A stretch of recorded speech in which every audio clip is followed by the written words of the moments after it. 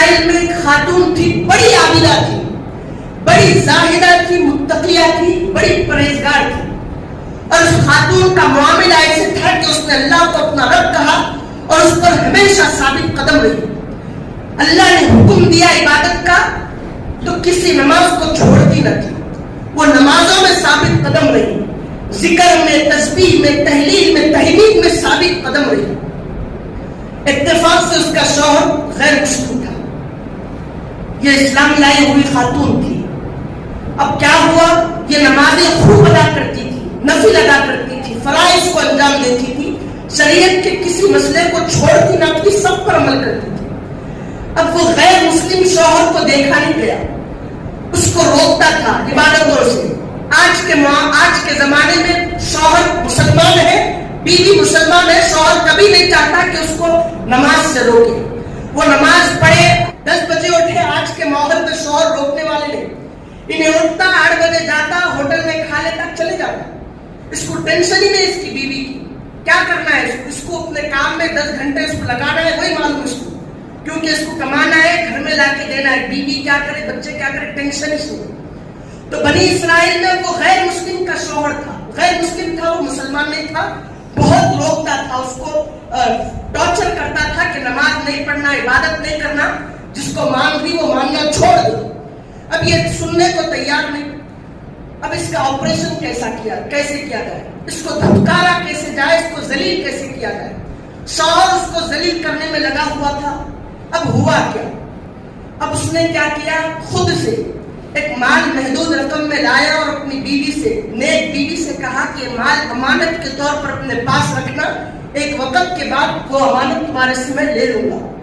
اب بیوی نے کیا کیا، شوہر نے امانت دی، مال کی رقم میں اٹھایا اور اپنے پاس محفوظ خانے میں اس کو محفوظ رکھ دیا.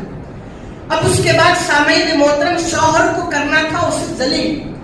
اب وہ چوری چھپے کیا مال کو وہاں سے جہاں پر اس نے رکھا تھا دیکھ لیا، وہاں سے مال کو خود ہی شوہر نے چوری کر لیا، بیوی کو نہ معلوم ہونے دیا. چوری کیا اور فوری باہر گیا، سمندر میں وہ مال اٹھایا اور پھینک دیا. اب وہ بیوی بڑی متقی تھی، نیک تھی، پرہیزگار تھی. اب دیکھیں کہ جس نے اللہ کی عبادت میں استقامت کی، اللہ کو رب کہنے کے باوجود اس کی شریعت پر عمل پیرا ہوا، زندگی بھر اس کے طریقے پر چلا، اب اللہ اس کو کہنے لگا کہ اب تجھے ڈرنے کی ضرورت نہیں. تو اب یہاں پر ہوتا کیا ہے، اب یہ ذلیل ہوگی. اب سنیں، سمندر میں پھینک دیا. اب اللہ نے وہ طریقہ کیسے رچایا اس کو دیکھیں. اب جیسے ہی سمندر میں پھینکنا تھا، ایک بڑی مچھلی نے اس مال کو نگل لیا. اتفاق سے جو مچھیرے ہوتے ہیں، مچھلی پکڑنے والے، وہ مچھیرا روزانہ کے معمول کے مطابق اس دن مچھلی پکڑنے کے لیے گیا. شکار کو ڈالا مچھلی پکڑنے کے لیے. مچھیرے نے وہ مچھلی جس نے مال کو اپنے پیٹ میں نگل لیا تھا، اب وہ مچھلی اس مچھیرے کے قبضے میں آ گئی.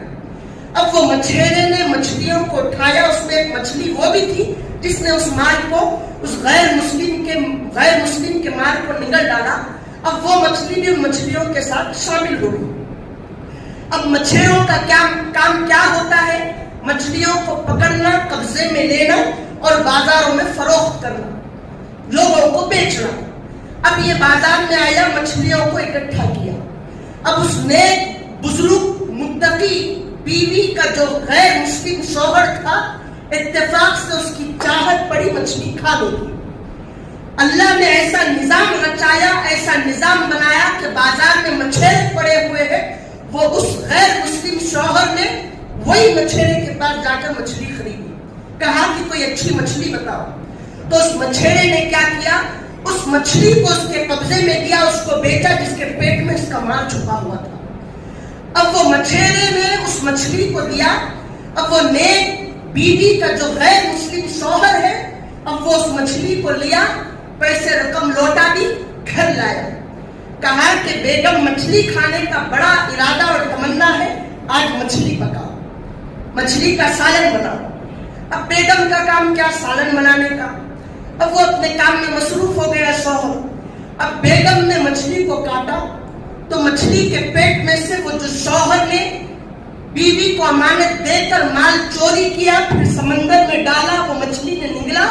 وہی مچھلی کو بیگم نے جب کاٹا، پیٹ کو چیرا تو وہ مال اس مچھلی کے پیٹ سے نکلا۔ اب اس تھیلی کو بیگم نے کھولا، دیکھا کہ مال اس میں موجود ہے جس مال کو میرے شوہر نے دیا۔ تو سامعین محترم، بیوی سمجھ گئی، کچھ نہ کہا، مال کو اٹھایا اور اس محفوظ خانے میں محفوظ میں رکھ دیا۔ اب شوہر نے کیا کیا؟ اب وقت آ گیا بیوی سے مال پوچھنے کا، اب اس کو ذلیل کرنے کا وقت آ گیا۔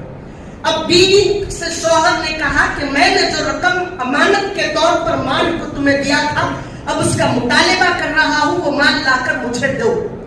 اب بیوی بے خوف ہو کر، کیوں خوف کھائے، کیوں غم زدہ ہو بیوی، جبکہ اللہ نے اس کو ضمانت دے دی، اور جس نے ضمانت دی کوئی دنیا کا اور کوئی ایسا ویسا نہیں، بلکہ جس نے اس کو پیدا کیا اس کو اس نے سرٹیفکیٹ دی، ضمانت دی کہ تجھے ڈرنے کی ضرورت نہیں، کیونکہ تو نے مجھے اپنا رب کہا، مجھے اپنا پروردگار کہہ کر اس پر ثابت قدم رہا۔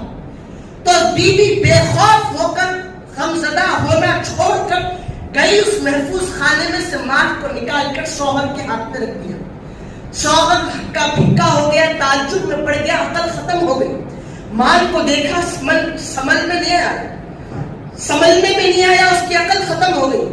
یہ کیسے ہو سکتا ہے؟ اس کو رہا نہ گیا، بے چین بے قرار ہو گیا۔ اب بیوی نے سالن پکایا ہوا تھا، اب تنور کو جلایا، آگ سلگانی پڑتی تھی، لکڑیاں لگانا پڑتا تھا، بڑا تنور ہوتا تھا۔ روٹی بنانے کے لیے تنور جلایا، اتنا پریشان ہو گیا کہ کمبخت ذلیل ہونے کو تیار نہیں، پکڑا، اس کو پکڑ کر تنور میں ڈھکل دیا۔ اب جیسے ہی تنور میں ڈھکیلنا تھا، آگ لگی ہوئی تھی، بیوی نے فوری اپنے رب کو پکارا کہ میں اس ذات کو پکارتی ہوں جس کے ساتھ کوئی شریک نہیں، مولا اس آگ کی میں تاب نہیں لا سکتی، مجھے آگ سے محفوظ فرما۔ اب اللہ نے فوری حکم دیا کہ وہ آگ بجھ جائے، وہ آگ بجھ گئی، وہ آگ ختم ہو گئی، بیوی محفوظ ہو گئی۔ تو سامعین محترم، سبق کیا ملا؟ پتہ کیا چلا؟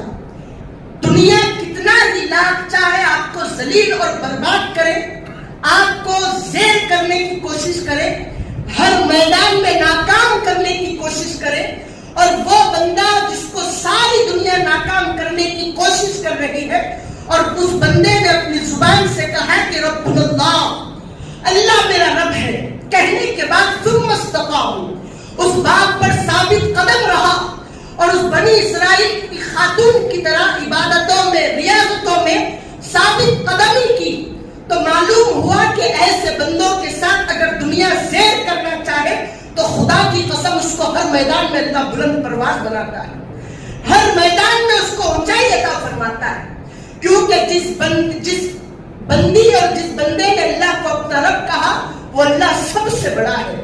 اس کی یہ شان نہیں کہ دنیا والے اور زیر کرنا چاہے وہ زیر کر دے، بلکہ اللہ کی یہاں فیصلے مقرر ہیں، اللہ جس کو چاہے وہ عطا کرے، یہ اللہ کی مرضی اور اس کی شان ہے۔